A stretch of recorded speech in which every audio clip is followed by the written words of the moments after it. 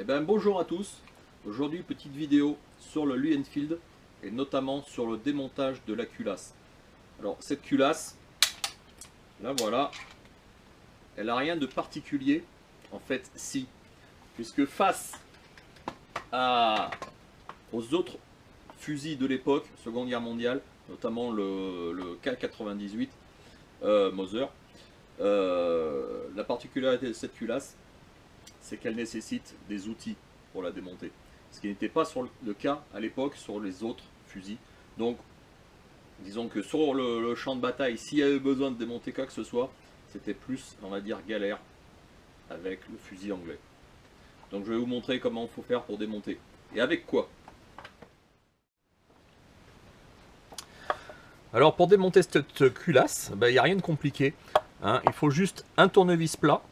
Voilà, un petit tournevis plat et un outil un peu spécial. Alors cet outil spécial, moi je l'ai fabriqué moi-même.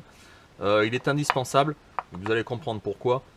Enfin voilà, c'est juste pour démonter le percuteur. Si on n'a pas cet outil-là, c'est impossible. Enfin c'est impossible si, mais c'est vraiment plus compliqué que ça. Voilà. Donc en premier lieu, on démonte la tête de culasse. Cette tête de culasse, voilà, il suffit juste de la dévisser. Cette tête de culasse, elle porte un numéro. C'est le numéro 3. Il existe 4 têtes de culasse différentes sur les Lee Enfield. Donc ça part de 0 jusqu'à 3. Et pourquoi cette différence de numéro? Tout simplement parce que la longueur ici est différente et ça joue sur la feuillure de l'arme. Il ne faut pas oublier que ces armes étaient fabriquées à la chaîne. Les cotes n'étaient peut-être pas forcément bien respectées à l'époque. Et il pouvait y avoir une différence de feuillure. Voilà, une différence de feuillure dans l'arme. Et ce qui entraîne, voilà, c'est le cas très souvent sur les Lee Enfield, c'est que les étuis voilà, s'usent prématurément. Il y a toujours un fil qui se forme, enfin souvent un fil qui se forme autour. Et voilà, il y a souvent une rupture dans les douilles.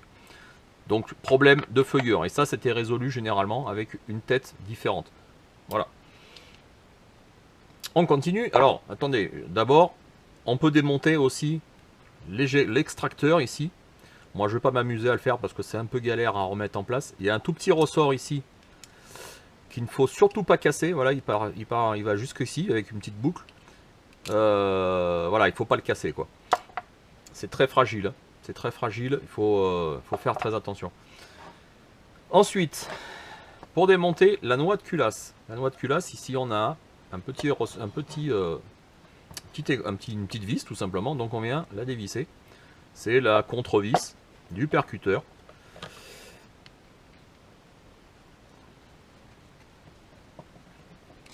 Voilà, on la démonte et on se retrouve avec la culasse. Voilà, c'est là où je rentre en jeu cet outil. Cet outil, on va le rentrer, il est creux. Voilà, il est creux. Et on le rentre dans le percuteur. On remarque qu'il y a 2 encoches ici, puisqu'on a exactement la même chose au fond. Hein. Et voilà, il faut rentrer dedans, trouver l'emplacement. On bloque tout avec la main et on vient tourner simplement le percuteur.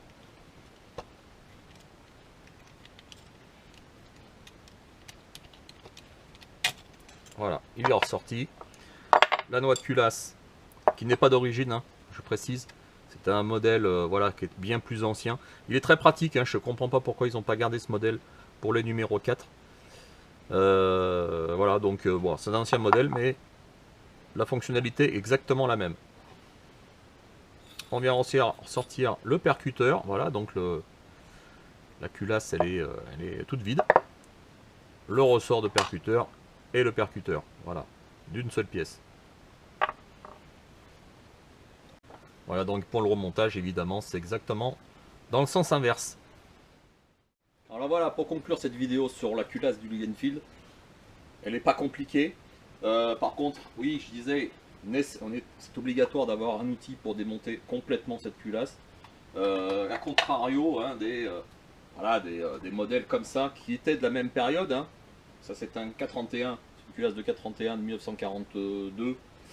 Il n'y a pas besoin d'outils. Voilà.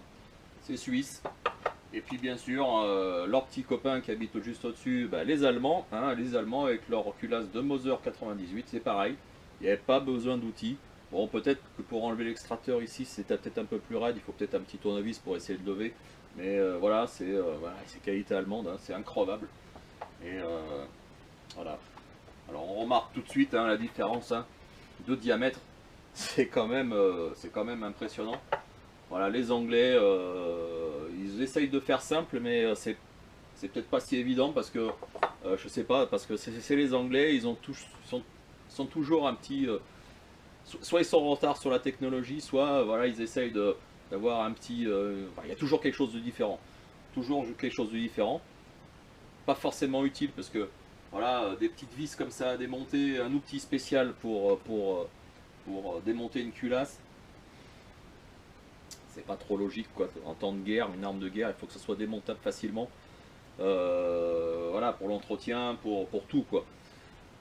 Et avoir des outils en plus, c'est peut-être pas l'idéal. Bon, enfin c'est comme ça. Allez, ciao, à bientôt.